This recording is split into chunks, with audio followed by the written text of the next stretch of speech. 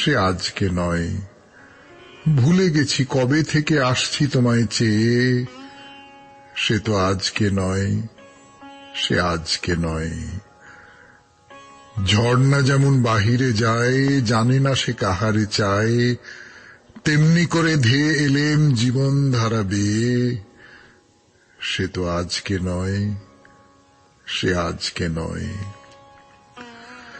কতই নামে ডেকেছি যে, কতই ছবি এঁকেছি যে, কোন আনন্দে চলেছি তার ঠিকানা না পেয়ে, সে তো আজকে নয়, সে আজকে নয়। পুষ্প যেমন আলোর লাগি না জেনে রাত কাটায় জাগি, তেমনি তোমার আশায় আমার হৃদয় আছে ছেয়ে, সে তো আজকে নয়, সে আজকে নয়। আজকের শরণাগত শুরু হলো রবীন্দ্রনাথের গীতাঞ্জলির কবিতা দিয়ে 92.7 বিগ এফএম এ। আমি আপনাদের সৌমিত্র বসু এখন শোনাবো আজকের দিনটার কথা।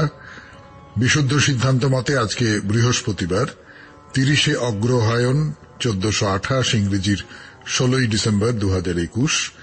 তিথি মার্গশীর্ষ শুক্লপক্ষ ত্রয়োদশী, নক্ষত্র ভরণী। সূর্যোদয়ের সময় ভোর 6:13 হয়ে 27 সেকেন্ড, সূর্য অস্ত যাবার সময় বিকেল 4:50 হয়ে 51 সেকেন্ড। আজকে জন্মে মেষ রাশি, ক্ষত্রিয় বর্ণ, মতান্তরে বৈশ্য বর্ণ নরগণ। দিনের বেলা 7:35 গতে দেবাদিগণ। দিনের বেলা 2:21 গতে বৃষ রাশি, বৈশ্য বর্ণ, মতান্তরে শূদ্রবর্ণ। আজ প্রদোষে সন্ধ্যা 4:51 গতে রাত্রি 6:27 মধ্যে শ্রী শ্রী সত্যনারায়ণ ব্রত এবং মাসব্যাপী শ্রী শ্রী মিত্র বা ইতু পূজা সমাপন ও বিসর্জন। আমাদের হোয়াটসঅ্যাপে চিঠি লিখবার নাম্বার 9831922927। চিঠির গোড়ায় অতি অবশ্যই SG লিখতে হবে। আর আমাদের ফেসবুক হলো শরণাগত সৌমিত্র, SHARANAGATA শরণাগত, SOUMITRA সৌমিত্র। প্রত্যেক সোম, বুধ এবং শুক্রবার রাত 9:30 সময় আপনাদের সৌমিত্র বসু চেষ্টা করে, সবসময় পারে এমনটা নয়, এই শরণাগত সৌমিত্র পাতায় থাকতে আপনাদের সঙ্গে আড্ডা মারবার জন্য সশরীরে। আপনাদের দেখতে পাই না, কিন্তু আমাকে আপনারা দেখতে পান।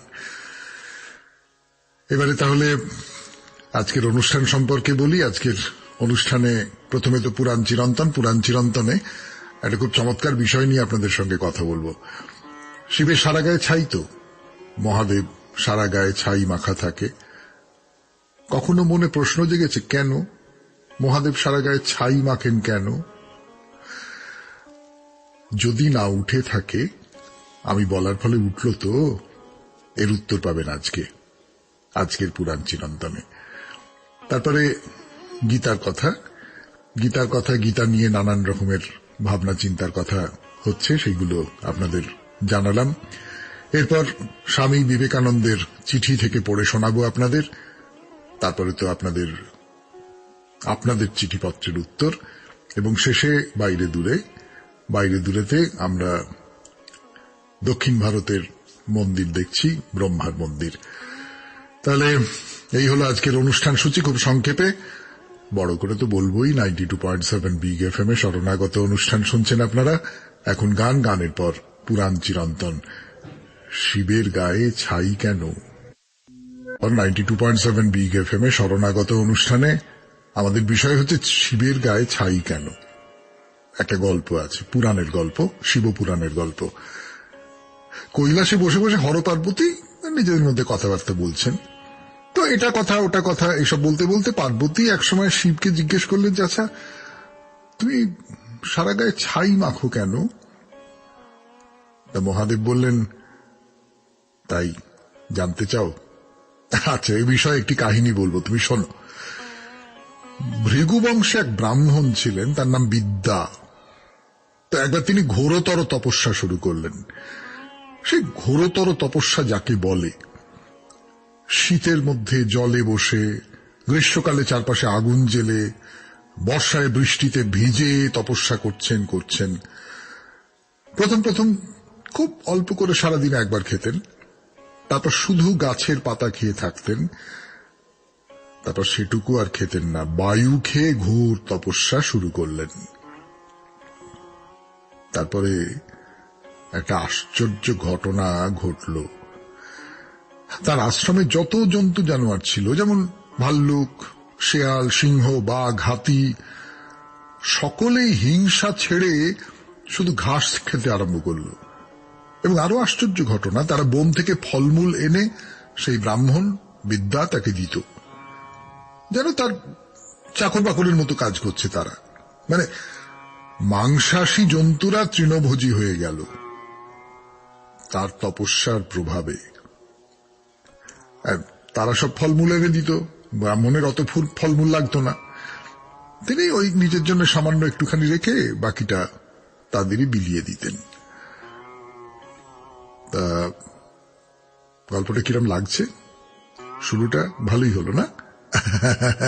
এর সঙ্গে শিবের গায়ে ছাই মাখার কি সম্পর্ক সেটা বলবো। একটু গান শুনে নি, গানের পর ফিরে আসছি আপনাদের সৌমিত্র বসু 92.7 বিগ এফএম এ শরণাগত অনুষ্ঠানে।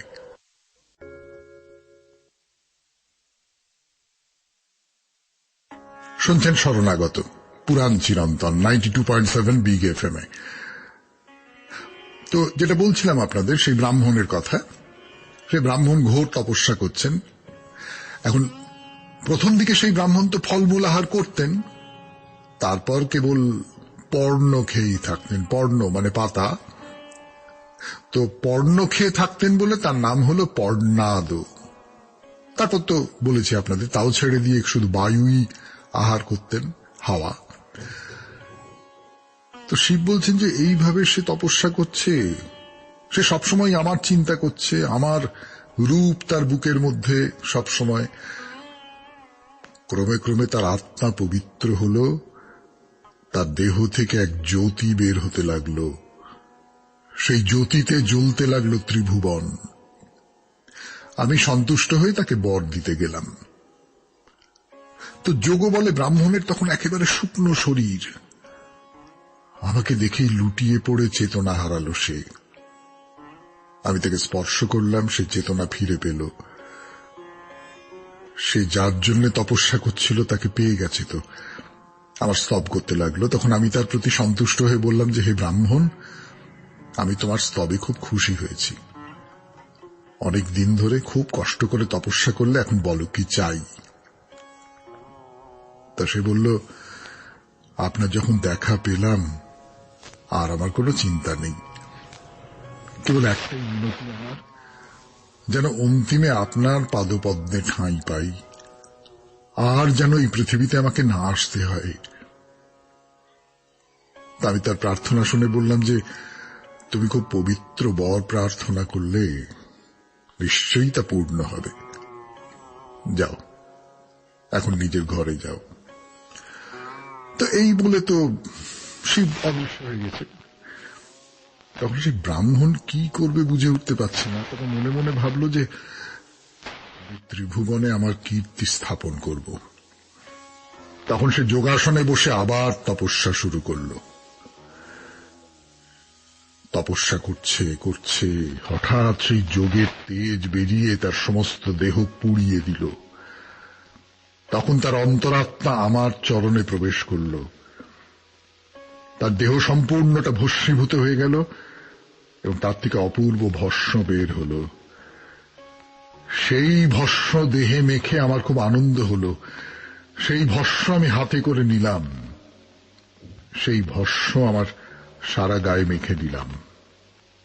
হ্যাঁ, এই যে আমার ভস্ম আমার সারা গায়ে, এ হলো ভক্তের দেহের ভস্ম। তারপরে একটা অপূর্ব ঘটনা ঘটল।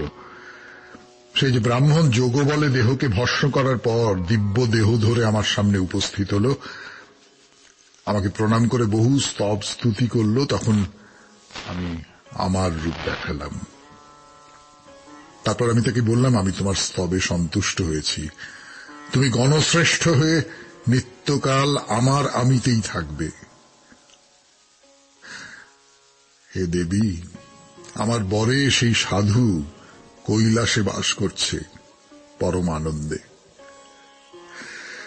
আমি যে কারণে ভক্তের সুগন্ধ ভস্য অঙ্গে মাখি তার কারণ তোমাকে বললাম।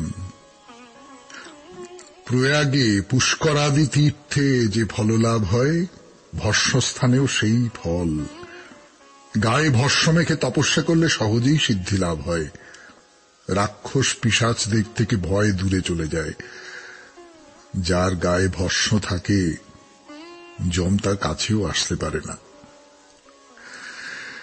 এই হলো গল্প, এবং এই গল্পের মধ্যে থেকে একটা কথা বেরিয়ে আসছে হয়তো, সেটা হলো সত্যি সত্যি যদি কায় মনোবাক্যে কাউকে চাওয়া যায়, সমস্ত রকমের কৃচ্ছতা সাধন করে যদি কাউকে চাওয়া যায়, তাহলে ভিতরে এমন একটা শক্তি জেগে ওঠে, সেই শক্তি অনেক কিছু করতে পারে। আমরা যাকে প্রায় অলৌকিক বলে মনে করতে পারি, সেই ধরনের অনেক কিছু করতে পারে। এই শক্তির কথা হয়তো একরকম করে গীতায় বলা হয়েছে। গীতার কথায় চলে আসবো আমরা 92.7 বিগ এফএম এ শরণাগত অনুষ্ঠানে। আমি আপনাদের সৌমিত্র বসু।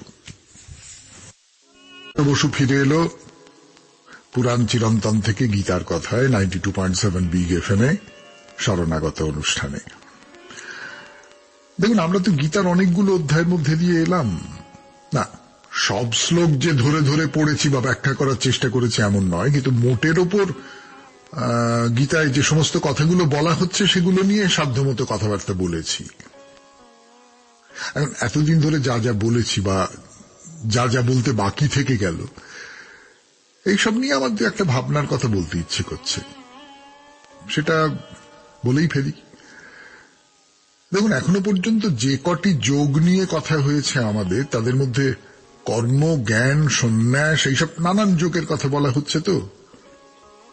কিন্তু যদি আপনাদের জিজ্ঞেস করি কোন যোগ আপনার সবচেয়ে বেশি পছন্দের, আচ্ছা ছেড়ে দিন ওসব যোগ টোগ, শক্ত কথা বাদ দিন। আপনি কিভাবে ঈশ্বরকে পেতে চান, আমি জানি তার উত্তরে আপনাদের মধ্যে বেশিরভাগ, প্রায় সবাই বলবেন ভক্তি। ভক্তির মধ্যে দিয়েই তাকে পেতে চাই। 92.7 বিগ এফএম এ শুনছেন শরণাগতে গীতার প্রসঙ্গ। আমি আপনাদের সৌমিত্র বসু, ফিরে আসবো গানের পর। হ্যাঁ, ভক্তির মধ্যে দিয়েই আমরা আমাদের দেবতাকে, আমাদের ঈশ্বরকে পেতে চাই সাধারণভাবে। সেই কথাই বলছি 92.7 বিগ এফএম এ শরণাগত অনুষ্ঠানে। জ্ঞান নয়, কর্ম নয়, সন্ন্যাস তো নয়ই, ভক্তি হলো আমাদের পথ। এই ভক্তি কথাটা এসেছে ভজ ধাতু থেকে, মানে ভজনা করা, তার মানে সেবা করা, আশ্রয় নেওয়া। দেখতে পাচ্ছেন তো, এর মধ্যে জ্ঞানের কোনো ব্যাপার নেই, কর্মের কোনো ব্যাপার নেই। আমি শুধু তোমার পায়ে নিজেকে নিবেদন করে দিলাম, এবার তুমি যা ভালো বলে মনে করো তাই করো। ভক্তি মানে হলো এই নিঃশেষ সমর্পণ। গীতার আলোচনায় বারবার জ্ঞান আর তার পাশাপাশি ভক্তির কথা এসেছে। এখন দেখি জ্ঞান আর কর্মের সঙ্গে ভক্তিকে মেলানো যায় কিনা। গীতার দ্বাদশ মানে 12 নম্বর অধ্যায়ের নাম হলো ভক্তি যোগ। কিন্তু তা বলে ভাববেন না সেই অধ্যায়েই ভক্তির কথা বলা হয়েছে, তা নয়। ধরুন, দ্বিতীয় অধ্যায় থেকে দ্বাদশ পর্যন্ত যে কটা অধ্যায় আছে, সেসব জায়গাতেও ভক্তির কথা ছড়িয়ে রয়েছে। যদি বলি জ্ঞান, কর্ম আর ভক্তি, এ তিনের মধ্যে ভক্তির পথই হলো সবচেয়ে ভালো পথ, বড় বড় পণ্ডিতেরা তাই মনে করেছেন, তা নিশ্চয়ই আপনাকে খুব খুশি করবে। বস্তুত তাই। সেই জন্যই হয়তো পণ্ডিতদের মধ্যে কেউ কেউ নিশ্চিতভাবে বলেছেন গীতা শেষ পর্যন্ত ভক্তিশাস্ত্র, সেখানে ভক্তিকেই চরম স্থান দেওয়া হয়েছে। এইখানে একটা প্রশ্ন উঠতে পারে, গীতার মূল কথাটা কি? না, আমি জ্ঞান বা আদর্শের কথা বলছি না, আমি বলছি আখ্যানের দিক দিয়ে, কাহিনীর দিক দিয়ে গীতার মূল কথাটা কি? অর্জুনকে যুদ্ধে প্ররোচিত করা, তাই তো? তো কেন এই যুদ্ধ? এখানে দুটো কথা বলবার আছে। এক, যুদ্ধ তো আমরা জানি সবসময় খারাপ, খারাপ তো, যুদ্ধে রক্তপাত হয়, হত্যা হয়। তা হত্যা বা রক্তপাত তো জীবনের বিরুদ্ধে, বেঁচে থাকার বিরুদ্ধে কথা বলে, প্রাণের বিরুদ্ধে কথা বলে। এর আগেই আমরা বলেছি ধর্ম সংস্থাপনার্থে যুদ্ধ অন্যায় নয়। কাকে ধর্ম বলবো, কাকে অধর্ম বলবো, এ তো খুব একটা সমস্যার জায়গা না। ধর্মের দোহাই দিয়ে যে বহু পাপ কাজ হয়ে চলেছে সারা পৃথিবী জুড়ে, তা তো আমরা সবাই খুব ভালো করে জানি। তাহলে কোন ধর্ম সংস্থাপনের জন্য যুদ্ধ করতে পারি? এর একটা সহজ সমাধানের কথা বলেছেন বঙ্কিমচন্দ্র। আত্মরক্ষার জন্য যুদ্ধ পাপ নয়, অন্যায় নয়। আর একটা হলো স্বদেশের জন্য যুদ্ধ করায় কোনো অন্যায় নেই। এদের মধ্যে অর্জুনকে কোন যুদ্ধের জন্য প্ররোচিত করছেন শ্রীকৃষ্ণ? বঙ্কিম বলছেন আত্মরক্ষার যুদ্ধ। অর্জুন নিজেদের যে প্রাপ্য সম্পত্তি তা পাবার জন্য যুদ্ধ করতে এসেছেন। গীতার কথা এই পর্যন্ত থাক। 92.7 বিগ এফএম এ শরণাগত অনুষ্ঠানে এরপর স্বামী বিবেকানন্দের চিঠি থেকে পড়ে শোনাবো আপনাদের। আমি আপনাদের সৌমিত্র বসু। স্বামী বিবেকানন্দের চিঠি 92.7 বিগ এফএম এ শরণাগত অনুষ্ঠানে এই পর্যায়ে স্বামী বিবেকানন্দের চিঠি থেকে পড়ছি। এই চিঠিটি স্বামী বিবেকানন্দ লিখেছিলেন 2রা নভেম্বর 1893 খ্রিস্টাব্দে চিকাগো শহর থেকে, আমেরিকার। পড়ি কেমন? হিন্দু ধর্ম যেন কখনো তাহার ধর্ম ত্যাগ না করে, তবে ধর্মকে উহার নির্দিষ্ট সীমার ভিতর রাখিতে হইবে আর সমাজকে উন্নতির স্বাধীনতা দিতে হইবে। ভারতের সকল সংস্কারও কি এই গুরুতর ভ্রমে পড়িয়াছেন যে পৌরোহিত্যের সর্ববিধ অত্যাচার ও অবনতির জন্য তাহারা ধর্মকেই দায়ী করিয়াছেন। সুতরাং তাহারা হিন্দুর ধর্মরূপ এই অবিনশ্বর দুর্গকে ভাঙিতে উদ্যত হইলেন। ইহার ফল কি হইল? নিষ্ফলতা। বুদ্ধ হইতে রামমোহন রায় পর্যন্ত সকলেই এই ভ্রম করিয়াছিলেন যে জাতিভেদ একটি ধর্মবিধান। সুতরাং তাহারা ধর্ম ও জাতি উভয়কেই একসঙ্গে ভাঙিতে চেষ্টা করিয়া বিফল হইয়াছিলেন। এ বিষয়ে পুরোহিতগণ যতই আবোল তাবোল বলুন না কেন, জাতি একটি অচলায়তনে পরিণত সামাজিক বিধান ছাড়া কিছুই নহে। উহা নিজের কার্য শেষ করিয়া এক্ষণে ভারত গগনকে দুর্গন্ধে আচ্ছন্ন করিয়াছে।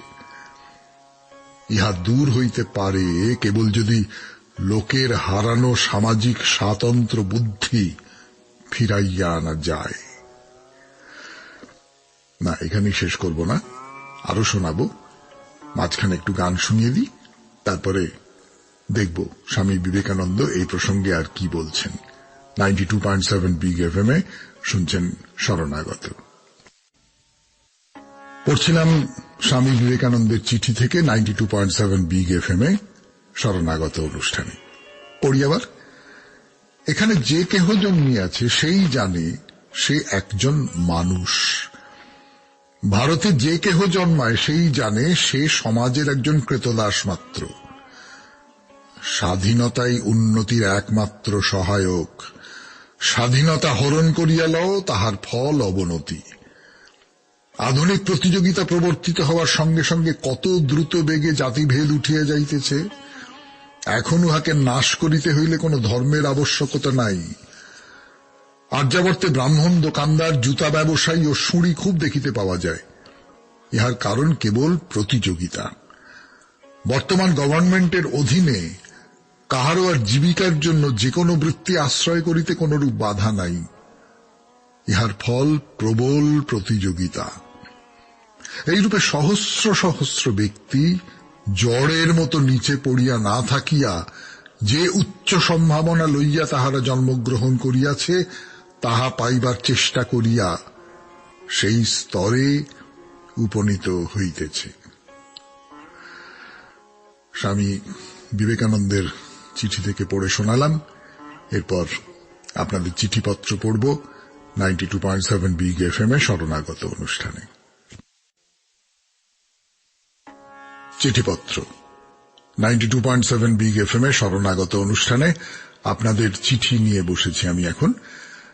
পড়ি। পত্রের প্রথমে আপনাকে জানাই আমার নমস্কার। পরিবারের সকলকে জানাই আমার আন্তরিক শুভেচ্ছা ও ভালোবাসা। এই তথ্য যদি সম্প্রচার করা উচিত হয় তবে আপনার মধুর কণ্ঠে ও সাবলীল বাচনভঙ্গিতে পাঠ করবেন। তথ্য সেবা কেন্দ্র, মায়ের বাড়ি, বাগবাজার, 9851472472। সোমবার থেকে শুক্রবার সকাল 9:30 থেকে বিকেল 5:30 পর্যন্ত, শনিবার সকাল 9:30 থেকে দুপুর 1:30 পর্যন্ত ভক্ত ও দর্শনার্থীদের জন্য বিভিন্ন বিষয় সম্পর্কে জানা যাবে। সহজে সব তথ্য যেমন মায়ের বাড়ি, উদ্বোধন পত্রিকা, প্রকাশনা, স্বনির্ভর কেন্দ্র এবং দাতব্য চিকিৎসালয় সংক্রান্ত যাবতীয় তথ্য জানা যাবে উপরিউক্ত ফোন নম্বরে ও উপরিউক্ত সময়ানুযায়ী। জয় ঠাকুর, জয় মা। কিন্তু যিনি লিখেছেন তিনি তার নাম দেননি, খুব জরুরি একটা ফোন নাম্বার দিয়েছেন শুধু। এই ফোন নাম্বারে ফোন করলে মায়ের বাড়ি, বাগবাজারে মা সম্পর্কে অনেক কথা জানতে পারা যাবে। যা যা জানতে চান সেই সমস্ত কথা জানতে পারা যাবে। অনেক ধন্যবাদ এই ফোন নাম্বারটা দেওয়ার জন্য। এটা আমরা শরণাগত শ্রোতাদের মধ্যে ছড়িয়ে দিলাম। পরের চিঠি। হ্যাঁ সৌমিত্র ভাই, আমি 70 ছুঁই দিদি বলছি।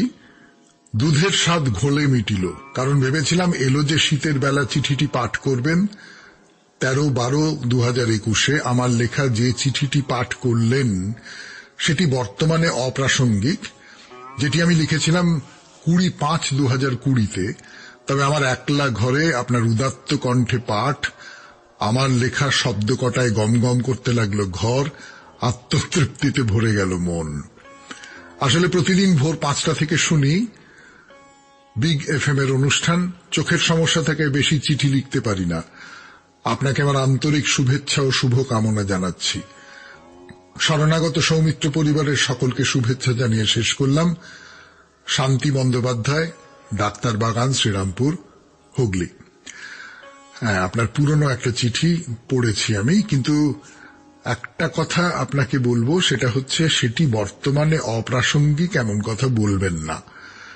আপনাদের কোনো চিঠি আমাদের কাছে অপ্রাসঙ্গিক নয়, সবকটা চিঠি প্রাসঙ্গিক। হ্যাঁ, সবকটা চিঠি পড়তে পারি না, তার কারণ এত চিঠি আসে যে সবকটা চিঠি পড়ার মতন সময় পাওয়া যায় না। কিন্তু প্রাসঙ্গিকতা নেই এই কথাটা বললে খুব দুঃখ পাবো। তাহলে আপনাদের চিঠিপত্রের উত্তর শেষ হলো। এরপর বাইরে দূরে 92.7 বিগ এফএম এ শরণাগত অনুষ্ঠানে আমি কে বলে দিতে হবে। বাইরে দূরে 92.7 বিগ এফএম এ শরণাগত অনুষ্ঠানে বাইরে দূরে, যেখানে গোটা দেশ ঘুরে ঘুরে নানান জায়গার ব্রহ্মা মন্দিরের দর্শন করছি আমরা। তবে এটা বলতেই হবে, সাধারণত দক্ষিণ ভারতীয় মন্দিরগুলো যেমন হয় তার তুলনায় এই মন্দিরটি বেশ ছোট এবং সাদাসিধে। এই কুম্ভকোণম মন্দিরের কথা বলছি। মানে এইসব মন্দিরে গোপুরম থেকেই যে বৈভবের প্রদর্শনী চলে না, আমি খারাপ অর্থে বলছি না, কিন্তু এটা তো মানবেন, বিশেষ করে দক্ষিণ ভারতে মন্দিরের ওই যে সোজা খাড়া উঠে যাওয়া, আর তার মধ্যে অজস্র সব কারুকার্য, অজস্র মূর্তি, এসব দেখলে মন কিরম বিহ্বল হয়ে পড়ে না। না, আমাদের এই মন্দিরে তেমন কিছু নেই। গোপুরম মন্দিরের গেট যাকে বলে, তোরণ, সেটা বেশ ছোট। প্রবেশপথের দেওয়াল হলদে রঙের, নিচের দিকটা লাল সাদা ডোরা কাটা, দরজার দুধারে দুটি ছবি, শঙ্খ আর চক্র। এই হলো মন্দিরের বাইরের চেহারা।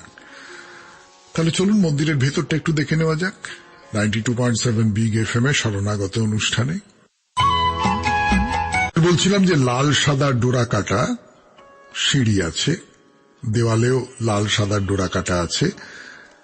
এই কুম্ভকোণমের যে ব্রহ্মার মন্দির তার কথায় বলছি আমরা। তাই লাল সাদা ডোরা কাটা সিঁড়ি দিয়ে বেশি না, গুনে গুনে 3টে ধাপ উঠলেন। এবার সোজা সামনের দিকে চলে গেছে একটা করিডোর। এগিয়ে চলুন। দুপাশ থেকে আপনাকে পার হয়ে চলে যাচ্ছেন মন্দিরের পুরোহিতরা, ধপধপে সাদা পোশাক পরে তারা যাচ্ছেন এদিক থেকে ওদিকে। তাদের কালো শরীর থেকে সাদা রং যেন প্রসন্ন হাসির মতো বিচ্ছুরিত হচ্ছে বলে মনে হয়। আপনি গিয়ে পড়লেন একটা লম্বাটে ঘরে, তার মাঝখানে বসা রয়েছে একটা ধ্বজদণ্ড, মানে বেশ বড়। তার মাথা দেখতে গেলে বেশ ওপর দিকে মুখ তুলে তাকাতে হয়। একটু এগিয়ে যান, একটা কোলাপসিবল গেট, সেই গেটের ওপারে ঘর, দেওয়ালে নানান দেবদেবীর ছবি লাগানো আছে, মূর্তি আছে। এই দেখুন ব্রহ্মার মূর্তি, বেশ প্রাচীন মূর্তি, দেখলেই বোঝা যায় কালো পাথরের নিখুঁত একটা শিল্প কাজ। আশীর্বাদের ভঙ্গিতে দাঁড়িয়ে আছেন দেব ব্রহ্মা। স্বভাবতই 4টি মাথা, পাশে 2 দেবী, নিশ্চয় সরস্বতী আর গায়ত্রী একসঙ্গে। মন্দির তো দেখা হলো, দেব ব্রহ্মাকে দর্শন করাও হলো। কি ভাবছেন কুম্ভকোণম দেখা শেষ? আরে না না, তা কি করে হয়। কুম্ভকোণমের সেই যে সরোবর যার কথা বলেছি আপনাদের, ব্যাজবেশী শিব তীর দিয়ে যে সরোবর খুঁড়ে মাটির তলা থেকে জল বার করেছিলেন, সেই সরোবরটাই তো এখনো দেখা হয়নি। চলুন তাহলে সেই পুণ্য সরোবর দেখে তারপর না হয় এখান থেকে ফেরা যাবে। মহামহাম সরোবর, বাপ রে বাপ, এ কি সরোবর না ছোটখাটো একটা হ্রদ? বাড়িয়ে বললাম, হ্রদ নিশ্চয়ই নয়। তা বলে আমরা সরোবর বলতে যেরকমটা বুঝি তার তুলনায় বেশ অনেকটা বড়। মানে কতটা জায়গা জুড়ে এই সরোবর বলতে পারেন? 21 একর জমি নিয়ে, ভাবতে পারছেন, 21 একর জমি নিয়ে এই বিরাট সরোবর। এর চারপাশে 16টা মন্দির আছে। মন্দিরগুলো ছোট ছোট ছোট ছোট মন্দির, এবং এই সরোবরের ভেতরে আছে 21টা কুয়ো। সরোবরের দিকে তাকান, দেখবেন গোল গোল সব ভাসছে। 21টা কুয়ো, তাদের প্রত্যেকের আবার একটা করে নাম রয়েছে। কোন কোন কুয়োর নাম ধরুন ইন্দ্র, যম, অগ্নি, এক একজন দেবতার নামে নাম। তাদের মধ্যে 9ম কুয়োটার নাম হল ব্রহ্মার নামে, ব্রহ্মা তীর্থম। আর বেশ কিছু কুয়ো আছে নদীর নামে, যেমন গঙ্গা, যমুনা, গোদাবরী, সরস্বতী, কাবেরী, এসব নদীর নামে কুয়ো আছে। তার মানে এই সব কটি নদীতে স্নান করলে যে পুণ্য হয়, এই সরোবরে চান করলে সেই একই পুণ্য হতে পারে। তো যে কথাটা না বললেই নয়, সেইটা নিয়ে কথা বলবো আগামীকাল। আজ শুধু শুরুয়াতটা করে রাখি। মহামহাম উৎসব বলে একটা খুব বড় ধর্মীয় উৎসব হয় এখানে, খুব বড়। মানে আপনারা তো সকলেই কুম্ভ মেলার কথা জানেন, কিন্তু এই উৎসবের কথা হয়তো ততটা সবাই জানি না। জানাবো আগামীকাল 92.7 বিগ এফএম এর শরণাগত অনুষ্ঠানে। আপাতত তাহলে বিদায়, আবার কালকের প্রতীক্ষা। আমাদের হোয়াটসঅ্যাপে চিঠি পাঠাবার নাম্বার 9831922927, চিঠির গোড়ায় SG। আর আমাদের ফেসবুক হল শরণাগত সৌমিত্র, SHARANAGATA শরণাগত, SOUMITRA সৌমিত্র। তাহলে এইবার আপনাদের সবাইকে নমস্কার জানিয়ে বিদায় নিচ্ছি। আর যে কথাটা বলতে চাইছি সেটা হচ্ছে, সকলের মঙ্গল হোক।